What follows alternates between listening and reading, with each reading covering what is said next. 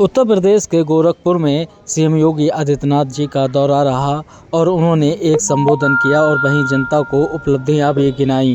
क्या कुछ कहा जनपद गोरखपुर में पहुंचकर सीएम योगी आदित्यनाथ ने, आइए आपको सुनाते हैं। योजनाएं हैं और उन परियोजनाओं को आगे बढ़ाने के साथ ही यह भी तय किया गया कि कोई जानवर मर गया, सड़ता रहता था, बदबू करता रहता था।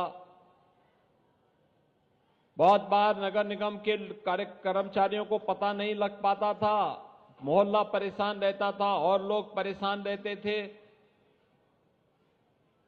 अब तो इस समस्या का समाधान होगा। पशु सौदागृह भी बनकर के तैयार हो गया है, जिसका उद्घाटन आज हो रहा है। अब कोई पशु कहीं मरा, उसको तत्काल पशु सौदागृह तक पहुंचा करके एक निश्चित समय सीमा के अंदर उसका अंतिम संस्कार का कार्यक्रम संपन्न हो चुका होगा। कहीं बदबू भी नहीं होगी और लोगों को भी परेशानी नहीं होगी। ऐसे विकास की अन्य तमाम योजनाओं को आज यहां पर नगर निगम के द्वारा आगे बढ़ाने का काम किया गया है, जिसमें ये सभी कार्यक्रम हैं जिसका कार्य आज हम आगे बढ़ाने का कर रहे हैं। खासतौर पर जो कार्य हम लोगों ने यहां पे डोडा के माध्यम से बेसहारा गौ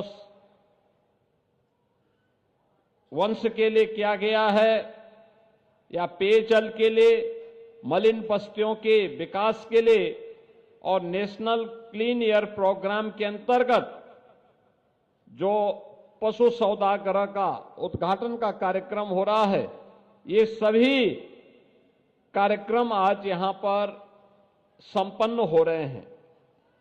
इसके अलावा गोरखपुर की उन पहचान को सुरक्षित रखने के लिए, जैसे घंटाघर है, घंटाघर के आसपास के सुंदरीकरण करने के लिए भी 1 करोड़ रुपए की लागत से इस कार्यक्रम को आगे बढ़ाया जा रहा है।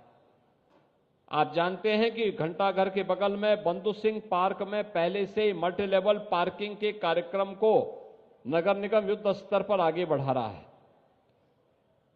महानगर के अलग अलग स्थानों पर पार्कों के विकास के लिए कार्यक्रम हो रहे हैं, मल्टी लेवल पार्किंग बन रही है, सड़कों के चौड़ीकरण के कार्य हो रहे हैं। गुड़धवा नाला के बनने के साथ ही रामगढ़ ताल की परियोजना को और बेहतर तरीके से आगे बढ़ाने में भी मदद मिलेगी। साथ साथ गोरखपुर महानगर को जल जमाव से मुक्ति के लिए भी एक बेहतर माध्यम हम लोग देने में सफल होंगे और ये सभी कार्य आज प्रभावी ढंग से आगे बढ़ते हुए दिखाई दे रहे हैं। आज इस मंच पर कुछ अन्य कार्यक्रमों को भी नगर निगम ने आगे बढ़ाया है।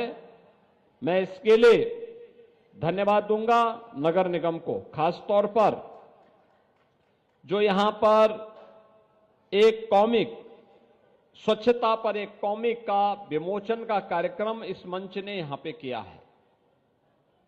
मैं आप सबसे कहूंगा, याद रखना, 40 वर्ष में गोरखपुर समेत पूर्वी उत्तर प्रदेश ने गंदगी के कारण होने वाली मौतों को देखा है और असमय यहां के नौनिहालों को काल के गाल में समाते हुए भी देखा है। ये गंदगी इसका कारण था।